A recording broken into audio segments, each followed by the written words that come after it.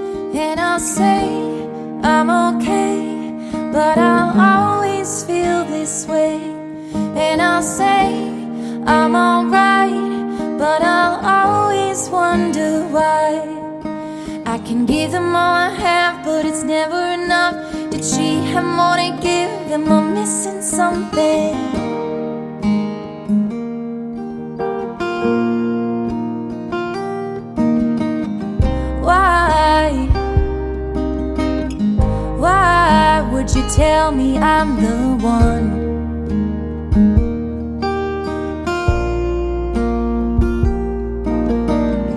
Just for you to go and tear this whole thing up.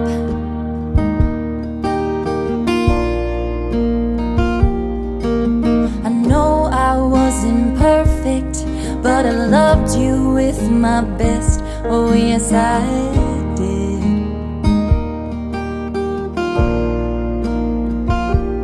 And I'll say I'm okay, but I'll always feel this way. And I'll say I'm alright, but I'll always wonder why. I can give them all I have, but it's never enough. Did she have more to give? Am I missing something?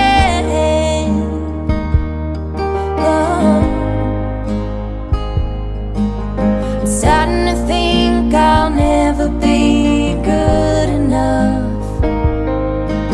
The same old story is getting rough.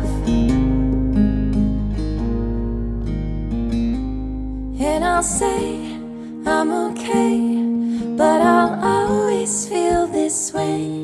And I'll say I'm alright, but I'll always wonder why. I can give them all I have, but it's never enough. Did she have more to give? Am I missing something?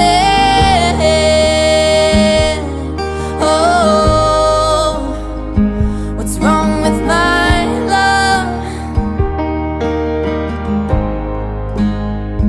What's wrong with my love? Will I ever be enough? And now, joining us live in studio here, we have Rebecca Turmel. Hello, welcome. It's awesome to be here. Yes. And to talk music and hang out for a bit. Wonderful to have you. Yeah, that's a beautiful song. You had mentioned off air, I think, something about, is that the first song you recorded? Yes. So that's the first song that I went into the studio with. I was terrified with my guitar.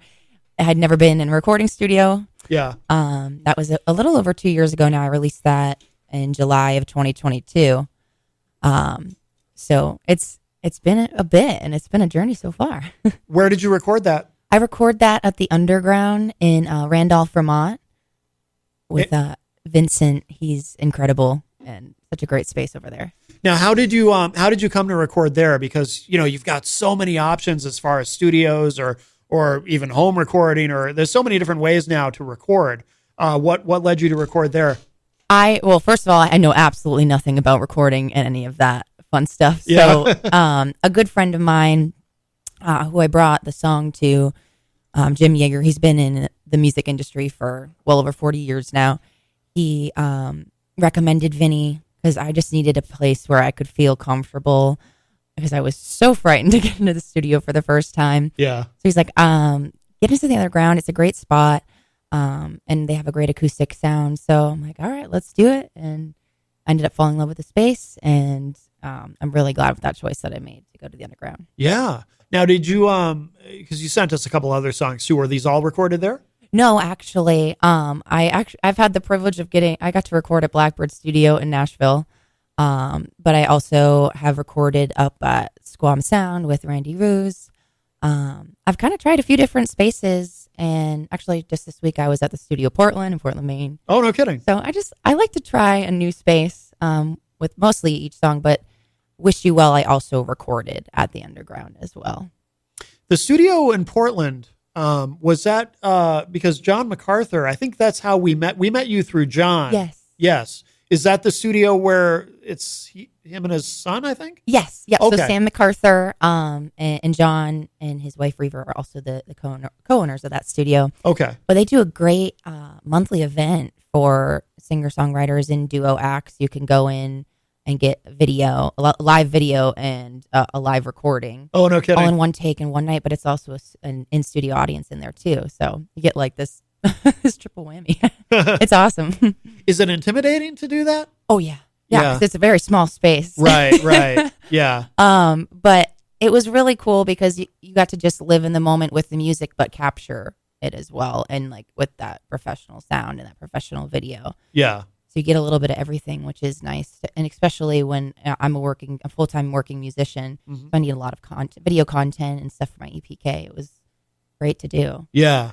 No doubt. Now so I read your bio. Did you start out doing covers and then started doing originals? Yeah. So I just hit my 7-year anniversary of playing out. Oh, congratulations. I started off as a cover artist, a gigging musician. My first gig was in my hometown at this Irish pub I worked at. It was Kathleen's Cottage. Now it's Kathleen's Irish Pub. And I did that for a while. I would take songs that I loved, songs that were meaningful to me, and tried to make them my own. Yeah. Make performance with it. And I finally decided, okay, I need to try writing my own stuff and seeing how that feels like. And it's definitely an entirely different experience. Yeah. It's interesting because for a lot of singer-songwriters, a lot of people we talk to on the show, they start out with original music and then they wind up doing covers live because they kind of have to, because it helps, as far as getting gigs. And that's what a lot of venues want. So it's interesting for you as it kind of went the other way. I mean, was it always your plan to ultimately do your own material, or? Not really. It honestly wasn't even my plan to do music to begin with. No I kidding. actually started off in the theater. Okay. So when I was a little girl at my first show, I think I was like 9 years old, but I fell in love with performing, being on stage. And in college, I dabbled with my guitar in high school, but I didn't really do much with it. Yeah. I picked it back up and started playing songs and went to some open mics with some friends, some other theater kids, and because it's just fun to do that stuff. And Yeah. then I was getting gig opportunities. People asked me to play at their bars and restaurants. And it's just flourished into this whole journey of not only musical discovery, but self-discovery as well. And to be able to do that full time, it seems like this is because the other thing, I was surprised reading your bio. It seems like in the grand scheme of things, you haven't been at this that long, but it seems like you've been able to really, have a lot of success very quickly with it, which is great. Yeah, I feel extremely fortunate that the opportunities that have come my way. It's just astounding to think of how far I have come, because I've only been doing it full time for about 2 years now. Yeah. But I have a really great support system. I've had some wonderful mentors in my life that have really guided me and helped me so far, and I think helps with that trajectory to get further along a little bit faster. Yeah. And of course, I'm always nose on the grindstone, just going. Yeah. Like in terms of mentors, like I assume John MacArthur is one, right? Oh yeah. And Brad Myrick as well. I actually am a self-taught guitarist. Oh, no and kidding. I just recently decided, okay, it's time I really understand what I'm doing, and I've been diving into some guitar lessons as well. Yeah. But my first mentor was also previously my manager was Jim Yeager, and he was a blessing to have at the beginning because I've always I'm so nervous about everything all the time. I don't need to be, but I am. Yeah. It's just a trait of mine I can't seem to get rid of. But he did a really good job of keeping me level-headed and being honest with me. So it's been nice to have just people who are genuinely there and who care. Mhm. And I'm so grateful for everyone I've had Yeah. in my life. I mean, how do you find those people? Because I hear a lot of, especially young musicians say it's hard to find mentors or people they can really trust. Yeah. Like, have you just been fortunate or do you have some kind of, are you intuitive in a way where, okay, this person I think is going to help me and they're genuine and they, because there's a lot of, I don't know, sharks. I don't know how else to put it. You know what I mean? I know exactly what you mean. Yeah. I think it's just been a mix of both, just being fortunate. And also, I really love being a part of our music community. And Yeah. I play a lot, but when I'm not playing, I really try to get out and see what else everyone else is doing, especially the full timers, because it's hard. So I love to show support. And with that, that's everyone that I've met who's come to my life has really been through like mutual music friends who have known them previously. So that's how I ran into Jim. I was performing with a friend of mine. And he's just the friendliest person there is. So he goes around and talks to everybody. And Yeah. I'm so glad that he introduced himself to me. And I wanted to with him. I'm missing something. I wanted an unbiased opinion, and I didn't really know Jim that well at that point. Yeah. So I sent him that song, and he's like, "Don't release this. Can I meet with you?" Oh. And I'm like, "What do you mean?" And he was just telling me how he wanted to help, and he didn't want, or like he wished he had someone when he started out to not make the same mistakes that he did, and having the understanding of the industry, which is changed so much. It's constantly changing. Yeah. But someone just has the understanding. So I've gotten lucky with meeting those people. Yeah. It's just so funny. You meet one person and then someone else comes into the picture. You can learn something from everyone. Oh, you yeah. really can. Yeah, absolutely. Yeah. I think so much of being successful is, putting out the right energy and attracting people into your, into your career and into your life just generally who are also positive and, like you said, you meet one person, then that leads to meeting another person and another person. And it sounds like you've been able to meet, people who are, like I said, genuine and kind of build that support system. And, like John MacArthur, we had him on the show, it was a few months ago now. And, he was great and just so positive and, because there is a lot of negativity too, in the sense that, especially for people who've been around a while, like I have, the industry has changed a lot, as technology has changed, the industry has changed. And, and there is a lot of negativity. There's a lot of frustration. And I think it's easy to get jaded, which a lot of people, a lot of people do mean well. They're not sharks. They're just jaded. You know what I mean?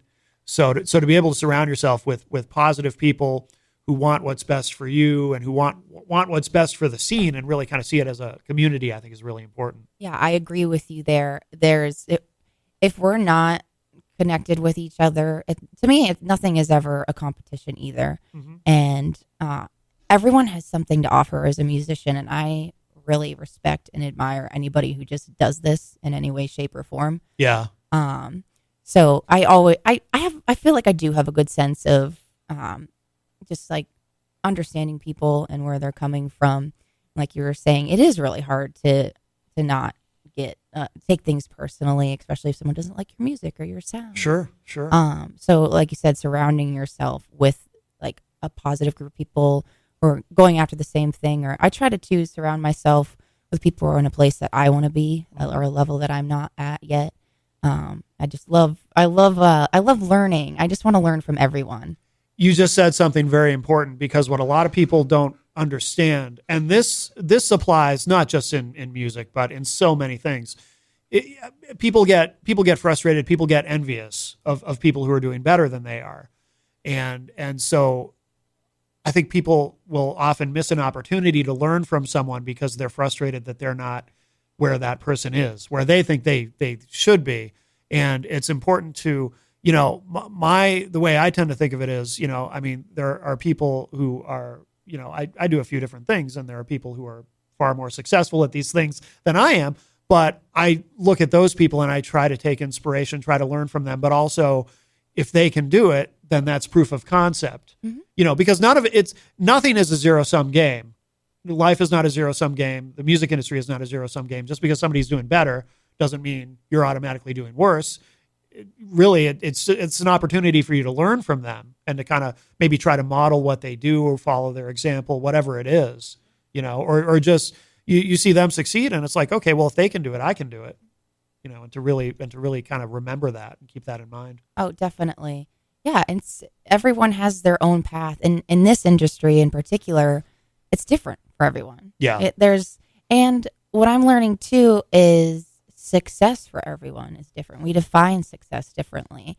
So I'm really trying to figure out right now what successful means to me, and kind of let that guide me as well. Because what's working for someone else may not work for me. So I think it's just in terms too of thinking what is success to you. Yeah. And right now, if I could pay my bills with my music, that is success. I'm so fortunate for that. Yeah. I count my blessings, because you also don't know how long it's going to last. Sure. Yeah. It's all unknown. Every day is unknown, which makes it exciting, but also terrifying. What has surprised you? Are there things that have surprised you just in terms of, are there things about your career where you kind of go, okay, I didn't think this would be like this. I didn't think, I don't know. I didn't think that, whatever it is, it could even be something negative. Like I didn't think, Spotify would pay so poorly or whatever it is. Like, are there things you've encountered that have really been a surprise to you? Yeah. I mean, there's always surprises around every corner. Yeah. But with this, I think I've just been really surprising myself. I didn't really realize what I was capable of, because I'm always such like a nervous and shy person. I look at myself as like an introverted extrovert. Like I actually have a really hard time with performing, which has always surprised me because I loved theater and being on stage. Yeah. But that was now that I think about it, probably the first most kind of like shock factor for me when I got on stage for the first time with my guitar. I'm like, oh, I'm not a character. I'm not playing somebody. Oh, interesting. This is me. Yeah. And you can't act. Right. Unless you want to try to be a different persona. Yeah. But it's a goal of mine to always be as authentic, and just be myself, and hope that's enough. Yeah. But that was really shocking to me to just be like, whoa, it's a completely different game than I thought it was. Yeah. Performance wise. Yeah. But there's just been a lot of different experiences that I have that have been surprising. Like Jim challenged me. He was like, got me down to Blackbird Studio in Nashville, and thinking like, I had so many thoughts of what that experience was going to be like, and how those people, what they were going to be like, all my session musicians and my producer. And yeah. I did get to meet John McBride too, which was really cool. But I was just shocked at how down to earth and humble all those guys were, and inviting and warm and welcoming. I was so scared for absolutely no reason. Yeah. I was treated with respect, which is refreshing in an industry where people always, you never know, like we were talking about earlier.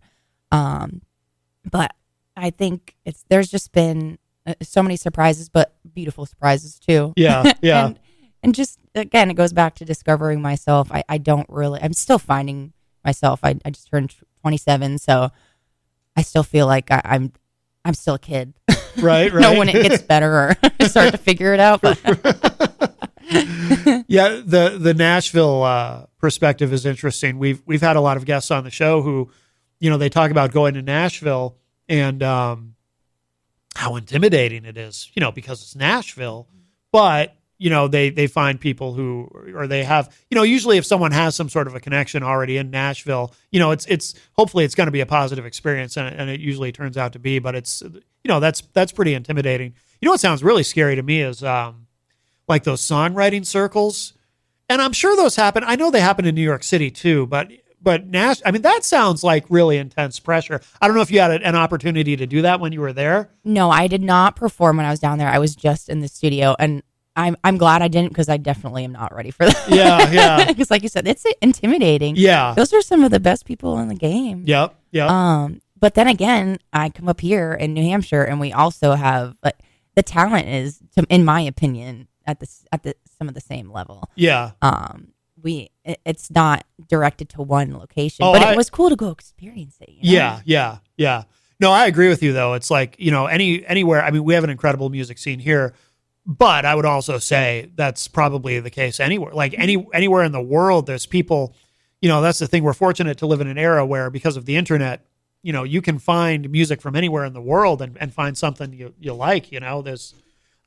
We live in an amazing time in that sense, because like Jenny and I are old enough to remember when you go to the record store and you flip through and you find stuff, and now you can just go online, find anything you want.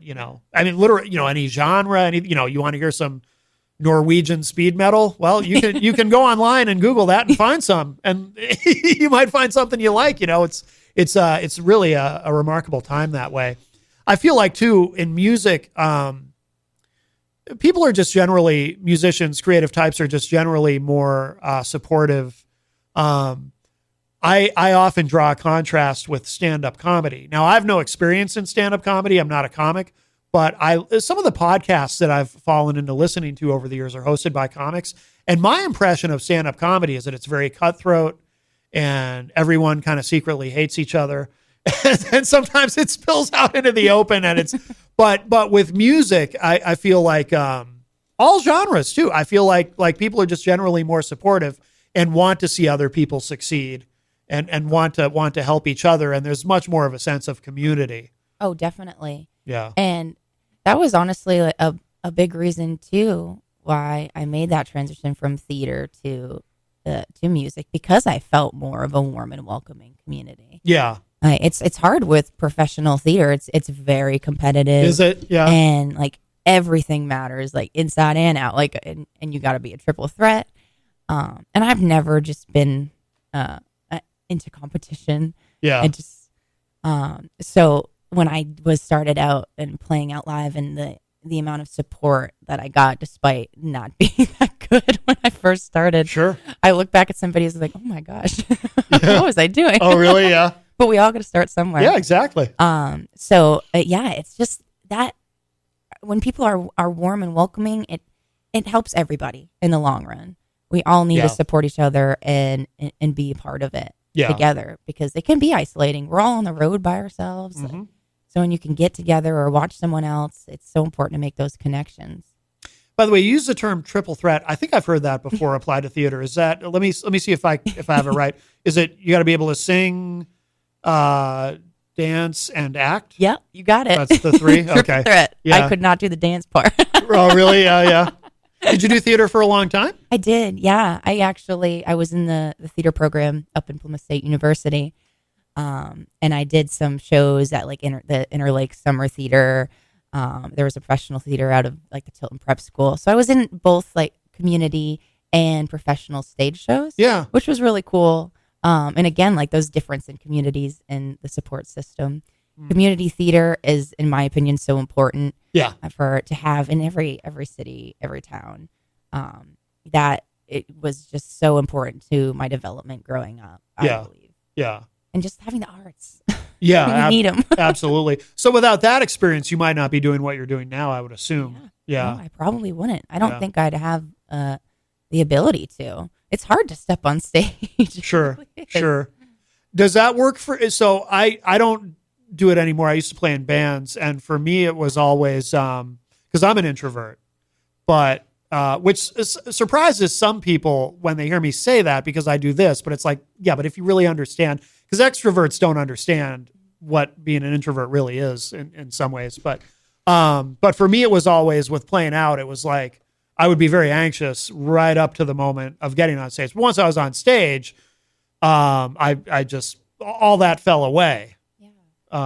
Although I never did what you did. So I always played in bands. So when you're a dude in a band with a bunch of dudes, it's a little different. You know what? It's safer.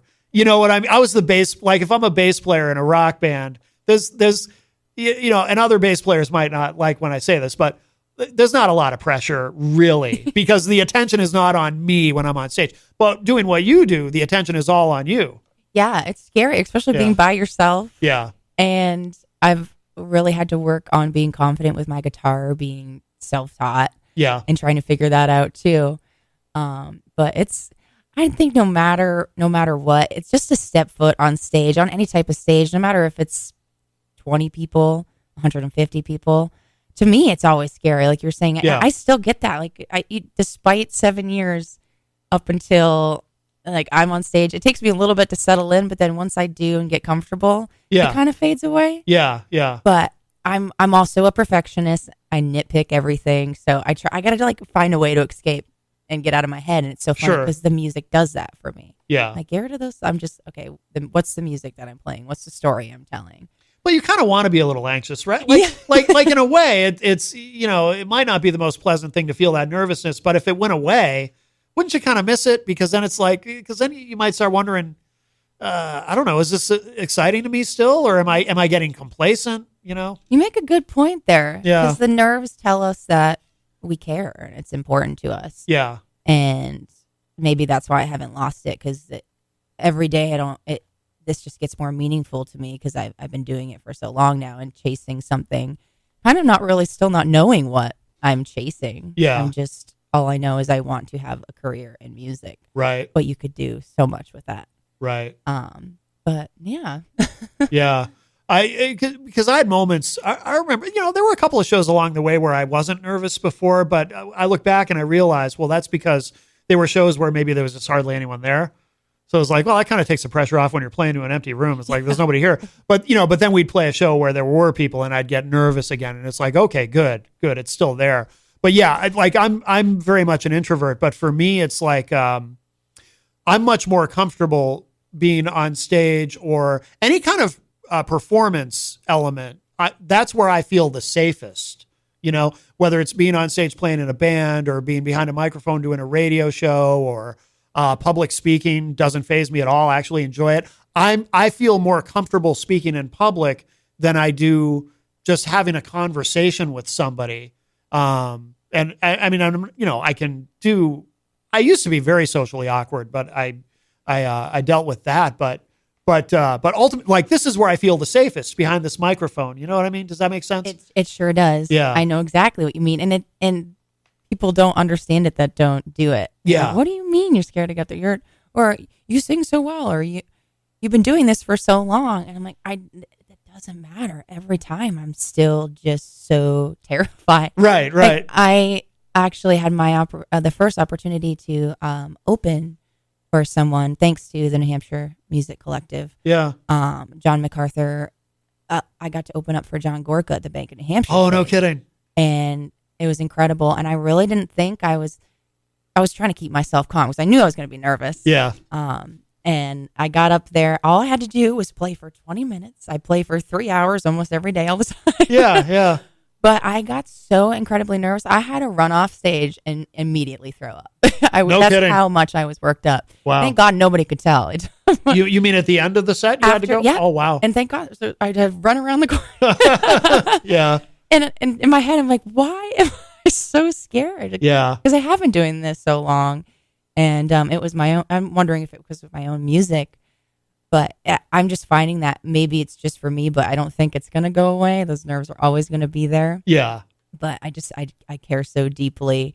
And I also just want to create an experience for anyone that's at one of my shows, even if it's just to escape or to get out whatever you're feeling, that heartbreak they just went through. Yep. Sometimes you just need to hear that sad song or something. Yep. But yeah, I think I will forever be nervous. Yeah.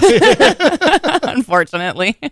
Have you gotten open for anybody else like that, like John Gorka? No, that's it so far. Yeah. Yeah. So yeah. I hope to. That's my goal in the future, to do more of that. I really enjoyed it. Do you have like a kind of a dream idea of who you'd really like to open for? Is there someone you just think would be fantastic I would love to open up for Liz Longley. So she's one of my favorite singer-songwriters of all time. I'm not familiar with her. She, I think she's from Pennsylvania, but she's in Nashville. She's kind of like an Americana artist, but she does a little bit of everything. But Oh. I saw her live at the Tupelo Music Hall. I just wanted to go to a show. I had the night off. I never get Fridays or Saturdays off. I think this was probably 4 years ago now. Yeah. And I saw it was a female artist. And if I get a chance, like I always try to find someone that I can just go for inspiration or just to see what someone else is doing. Yeah. And I absolutely fell in love with her in the way that she told her stories, and her songs just had a great sound. But I absolutely adore her, and one of her songs is actually what inspired me to write my own. Am I missing something? So if I could open up for her one day, that I think I could fit well into like her sound too. Like Yeah. we'd pair well. Yeah. Yeah. Oh, very cool. Maybe one day. If you're just joining us, Rebecca Turmel is here with us live in studio. Have you, is anyone reached out to her like to try to, like maybe John or somebody like just kind of No, put a bug in her ear? I would like to, but I think I'd be too scared to do it right Yeah. now. You know what I mean? Yeah, I'm like, yeah. it's Liz Longley. I need to be ready. Right. Right. Because actually, so I'm in a duo partner with, I'm so lucky, my boyfriend and musical genius all in one. We play together all the time. And we saw her when she came to the Flying Monkey at the beginning. It was March, I think, this year. And he's like, you have to go talk to her because she came out after the show. Oh. I'm like, I can't do that yet. Oh, really? I my first experience with like getting starstruck. Yeah. Yeah. I'm like, is this what it feels like? But he told her that we always play her song Camaro. This song is incredible in terms of like the lyrics and the story. It's a story I can relate to. Yeah. And she's like, oh, send me a video when you get the chance. So every time we play it now, I've been taking a video, and I'm like, when it's right, maybe we'll send it over to her, see what happens, and maybe that could be the opportunity. That could be. No, that could very well be an in. So how often do you play as a duo? Not too often. You probably about like 2 or 3 times a month. Yeah. But we just played, actually last night we played a 30th birthday party for a good friend of ours. But we've been writing some music together, and that's been another great experience lately, is working and writing with someone else. Mm-hmm. And we actually, it was the two of us that recorded the Studio Portland. So I'm really hoping we got some good takes, because it was nerve wracking. Oh, really? Yeah. Yeah. So I hope to have some of our music out soon, because we performed a duet that we wrote together there. Excellent. Yeah. What does he also play guitar? What Oh, does yeah. he do? Okay. He's the most talented guitarist that I know, but he also is a singer, songwriter. He produces, great with all the recording stuff. So I'm actually learning a lot from him in that sense. Oh, cool. What's his name? Well, Brendan Gill. Okay, Brendan Gill. And he just actually released his first single, Are You Here? And he self-produced that and mixed it on his own. And I'm the quality of it just came out really great. And I'm like, I wish I would have put a little bit more time into my first song. I mean, I'm proud of how it came out. Yeah. But it's nice to see, because he put a lot of time and years into it, versus I just kind of had to rip that Band-Aid off. I'm like, I'm just going to get in there. Whatever happens, happens. We'll capture it. Right. I can always re-record it. Right. So it's cool to like meet somebody else who has a different perspective and a different way of doing things, because I'm learning from that. Yeah. I'm not stuck in my ways. I'm seeing how something else works with a different approach. Right. So I'm lucky too. Like I get to spend all my time with him doing what I love with the person I love. There's nothing that beats that. That's awesome. Excellent. Well, we should we'll play another track. What should we play next? I'll let you pick. We've got the Road Song or Wish You Well. Let's do Wish You Well, because that's kind of like part 2 to Am I Missing Something. Oh, okay, perfect. And then we'll play Road Song at the end of the segment. But if you are just joining us, Rebecca Turmel is with us here in studio. Oh, which studio was this one recorded at, This by the way? was also the Underground. Okay, gotcha. In Vermont? Yep. You said? Okay, very good. All right, this is Wish You Well.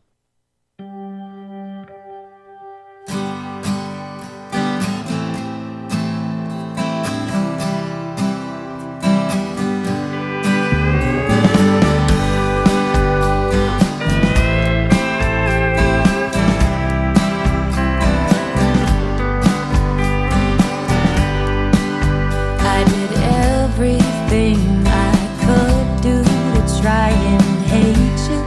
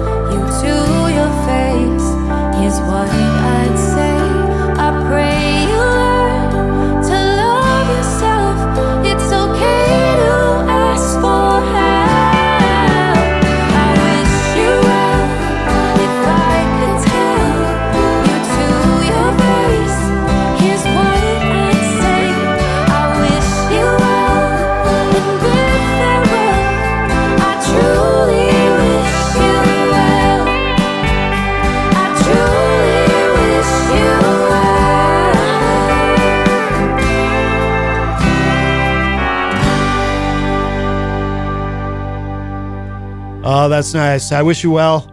Rebecca Turmel is here with us live in studio.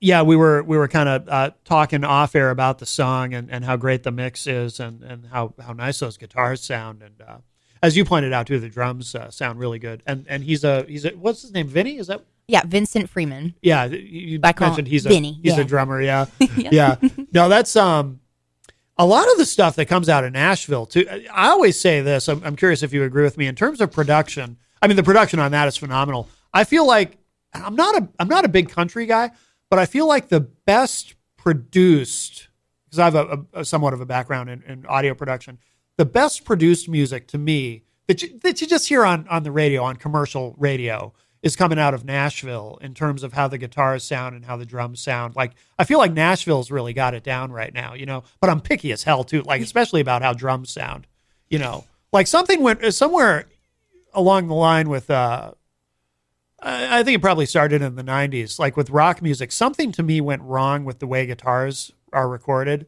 They don't sound right to me. And a lot with drums too, Oh, yeah. But I feel like, anything that comes out of Nashville, it's like they've really nailed it, Yeah, and that's a big reason why I made the decision to go down there. I would have sent you that song, but I didn't have a radio edit, and I say one bad word. Oh. But it's not really that bad. Yeah.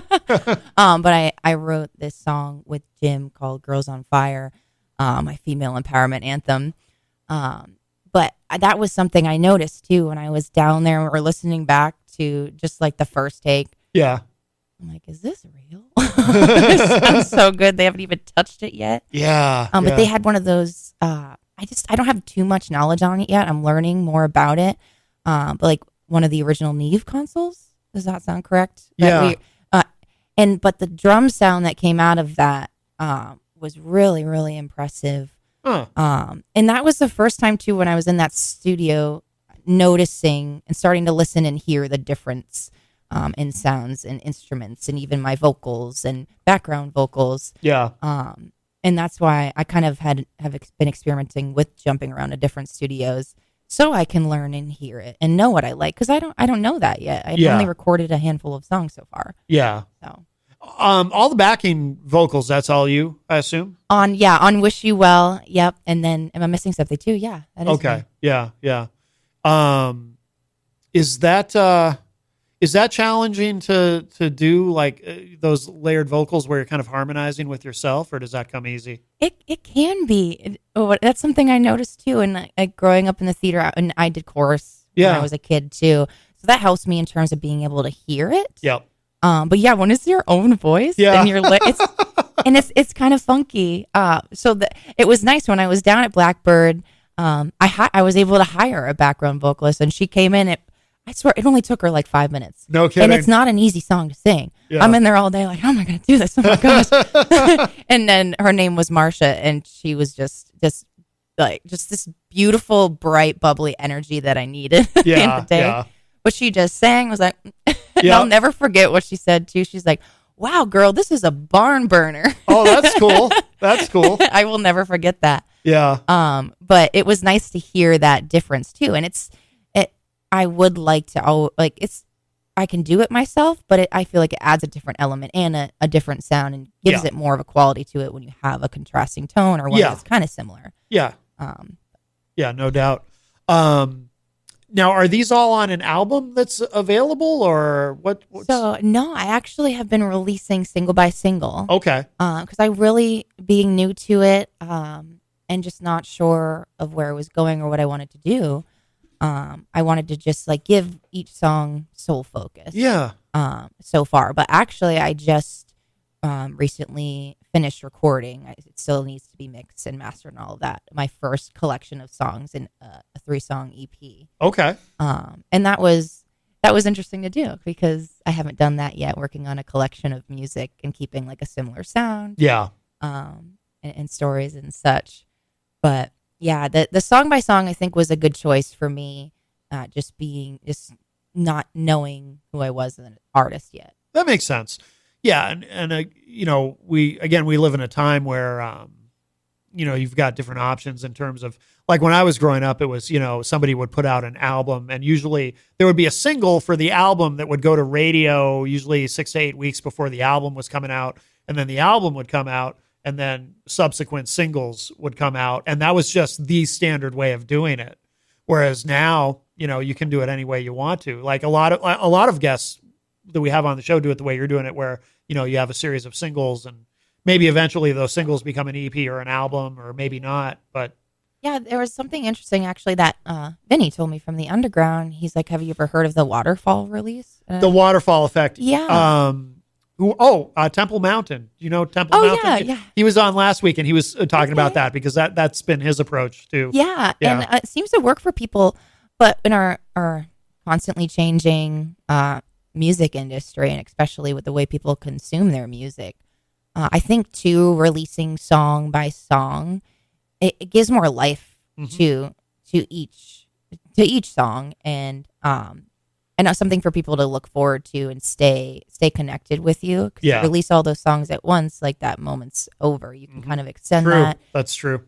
When you release song by song. Yeah. Because especially as someone like me who's also writing music and trying to become a recording artist as well, building that community and keeping those my followers and my fans engaged, and wanting to hear more. So I think it's been working so far. Yeah. But I'm really intrigued by that Waterfall release, and I'm curious, I might utilize that. Yeah.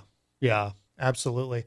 The time goes so fast. So what's kind of your what do you see as sort of the long-term trajectory, or do you know? Like, do you have kind of a plan in terms of are you going to, or maybe I don't know, have you done a national tour or? No, but I would love, even it's just around New England, just to go out, perform some shows, singer-songwriter style, just me and my guitar, and tell my stories. Yeah. But my ultimate goal, like I just love being in the studio and creating. And I've always wanted to look into what it would be like to write for other people as well, because I just love writing and creating and being in that process. Like, being in the spotlight is not really what I want necessarily. Yeah. I just want to create the music and create something meaningful. Oh, okay. So it's so funny, and it feels weird to say this, but if I didn't have to perform again, I'd be okay with that. But as long as I have my studio and I can write my music and just play my guitar, I'm happy. Because it's, like we were talking about, it's so nerve-wracking. And I'm like, but for some reason I have to keep doing it. It's like a calling. Right. And I can't be a songwriter without performing. So it's like, kind of, you got to do it. It's hand in hand. Yeah. Well, yeah. And it's working for you. Yeah. It's definitely working. Have you, you mentioned earlier too, because, our audience, we know this industry, people who listen, there's also a lot of musicians who are, trying to make their way. Do you have any advice for someone, because you've been able to really make some leaps and bounds in a short time? Do you have any advice for someone who's maybe starting out, maybe a singer-songwriter starting out? The worst thing you can do is compare yourself to those around you. Like we were saying earlier, it's not a comparison. Use it as a learning experience. Yeah. You are your own person. You have your own perspective and your own voice. So trust that that's enough. I didn't at first, and it's hard to ignore all the noise, so to say. Sure. But also just forcing yourself to do it. If you're scared of something, you should probably go and do that thing. Right. Because that's going to bring you further. Right. I remember I couldn't even keep my hands still when I was playing my guitar, but I'm like, I'm doing it, because you cannot get better if you don't do it. Yeah. So I think the biggest thing that helped me was just forcing myself into those difficult situations, figuring it out in the moment. And although I may not have believed in myself, just at least trying to find a little bit of belief. Yeah. So do the hard things and just do the best you can. At the end of the day, that's all you can do. Yep. Just do something. Move the goalposts, even if it's just a little bit. Yeah. I think that's great advice. Yeah. Absolutely. And where should people go online to keep up with everything that you're doing? So I have a website, RebeccaTurmel.com, but you can find me on Facebook and Instagram. And if you want to see me perform, I'm on Bands in Town too, which is a great website. It alerts you when I'm in your area. I love that. Absolutely. But I'm all around. I'm actually I'll be at Oddball Brewing tonight in Pembroke or Suncook for the first time. Okay. So I'm all over. I play a lot in New Hampshire, but I'm in Mass and Vermont sometimes as well. Yeah. I'll go wherever they let me sing with my guitar. Yeah, yeah. Where's the furthest you've gone as far as playing shows? I played down in Florida, Did but you? that was Yeah. more just because I'm on vacation. But in this area, Portland's probably the farthest. No, Yeah. actually, because I've been in Killington. That's pretty far. That's pretty far too in terms of where I'm located. Yeah, But probably the farthest I've driven is 3 hours for a show. yeah, yeah. And I think that's something too that helped me get a little bit farther. Is I didn't care how long I had to drive, where I had to go. Just if I had the gig opportunity, again, getting that experience, that helped me out tremendously. I'm like, I'll take it. I'll drive. I can do it. Well, that reminds me of what we had Frank Gallagher, Plague Dad, rather, on with us during the first hour. He's from Portland, and he was saying, just play out as much as possible, which is interesting too, because some people, it tends to be more though people in bands, people in like 4-piece rock bands who say, yeah, you actually don't want to play out too much because you risk oversaturating, but I always, when I used to play, I always just wanted to play as much as I possibly could. That was my kind of ethos about it. Just get out there and play as much as you can. I mean, I think, if you're playing the same bar every single week or something, you can oversaturate, but you also want the experience and seize every opportunity to get out there and because it's not, the other thing too that I think some people miss is it's not just about being in front of audiences. It's also about making those connections. You might go play to a room where there's only a couple of people there, but one of those couple of people might also be a musician, and they might be interested in what you're doing, or they might do something else in the scene, and they want to connect with you. And so there's always opportunities, and you miss all those opportunities if you don't take them. Yeah, and you never know who's going to be in the crowd. Yep. I never if there's a venue that I always try to play each place that reaches out to me, despite maybe other judgments people have about the room or whatever. I always try to get my own opinion. I think everybody deserves the benefit of the doubt, but you never know who's going to be there. I actually, this past summer, I was playing at Shoppers Pub in Manchester, and Godsmack's guitar tech and manager were eating dinner. Yeah. I was playing, and he ended up giving me VIP passes to go see the show. Oh, nice. And I'm just like, in Shoppers Pub? Okay. This is so cool. Yeah, you just never know. You just never know. Well, Rebecca, thank you so much. Rebecca Turmel here with us in studio this morning. This has been wonderful. In a moment, we'll close out with the Road song. Anything we should know about this one before we play it, Rebecca? So this song, it's fitting we're ending on it. Especially after everything we talked about. This is like my homage to all my other full-time musicians out there. Oh, cool. And this is a song that I wrote with Jim Yeager, and probably the one I'm most proud of so far. We actually have Jackson Brown's guitarist Val McCullum on this track. Oh, no kidding. Local to Vermont. And I said, it just captured the essence of the road, and he sure did. So. Oh, very cool. Yeah. Very cool. Perfect way to end. All right, here it is. Rebecca Turmel. This is called The Road Song.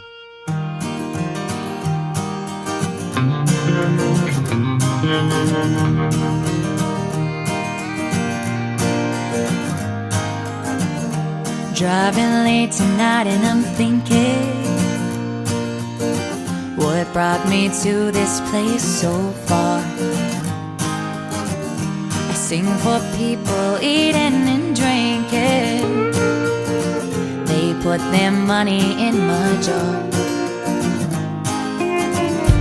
Life gets lonely on the road, from town to town around my world. And when they've killed the lights, I'm finally heading home tonight. My heart is free and I sing my soul out on the road.